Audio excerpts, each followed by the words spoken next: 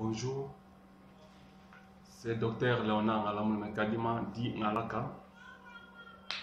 Je suis médecin du gouvernement congolais, entrepreneur dans la ville de Kananga, en immobilier, en événementiel et aussi dans le tourisme. Aujourd'hui, nous allons parler d'un point concernant la liberté financière, mais on va parler de 3 points pour avoir une liberté financière. 3 éléments pour avoir une liberté financière. Avant de commencer, on dit une liberté financière, c'est la façon de jouir de tes biens sans aucune contrainte qui vous empêche de le faire. Donc vous dites, comme il y a la Coupe d'Afrique des Nations au Cameroun au mois de juin, je vais aller voir la coupe. Donc vous avez la possibilité de partir voir le match en live sur place. Ça, c'est ce qu'on appelle liberté financière. Mais pour arriver à une liberté financière, il y a les 3 points. Et avant de commencer, on dit, il faut d'abord commencer par savoir déjà comment vivre en dessous de ses moyens. Comment vivre en dessous de ses revenus. Vous voyez, la plupart des hommes riches vivent en dessous de leurs revenus, qui est par rapport aux hommes pauvres. Les pauvres vivent au-dessus de leurs revenus. Et leurs besoins sont souvent supérieurs à ce qu'ils gagnent. Donc ça, c'est le pauvre. Mais un riche, il vit en dessous de ses moyens, il vit par ses actions actives qu'il est produit des passifs. Donc c'est en quelque sorte l'introduction de ces sujets. Le premier point que nous allons voir dans les 3 points qui nous concernent aujourd'hui, le premier point, c'est savoir épargner. Savoir épargner. Il faut savoir d'abord comment épargner. Pour savoir comment épargner, vous allez vous dire, sur mon salaire, si le revenu mensuel que j'ai, je vais commencer à épargner 10 à 20% de mon salaire, 10 à 20% de ce que je reçois. Donc, vous commencez à épargner.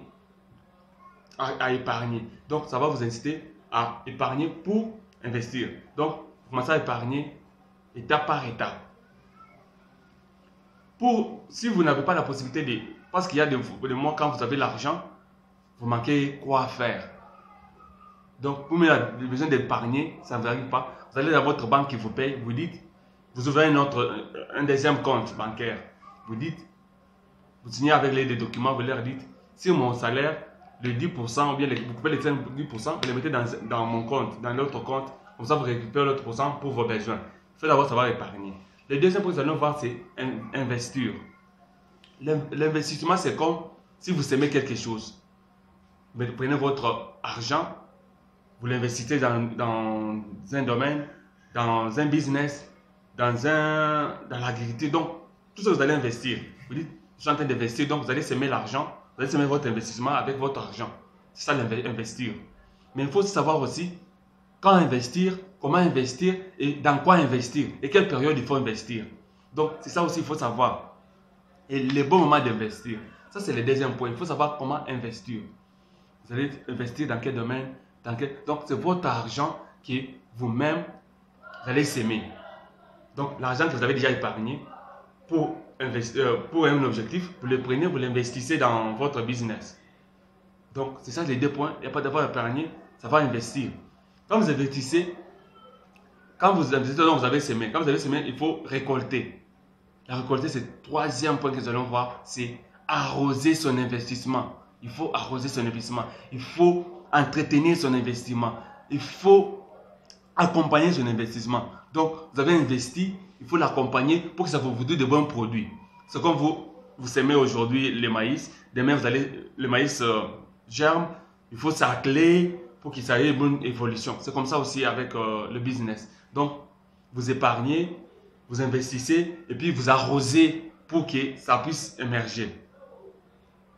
Cela veut dire qu'il faut d'abord trouver le temps pour votre investissement, trouver la volonté, tomber amoureux de votre investissement et trouver de l'énergie pour votre investissement. Trouver les moyens, trouver de l'énergie pour votre... Donc, c'est ça. Donc, si vous avez déjà investi dans tel domaine, il faut faire des formations, suivre des coachings. Donc, c'est ça, comment investir. Donc, pour que vous ne tombez pas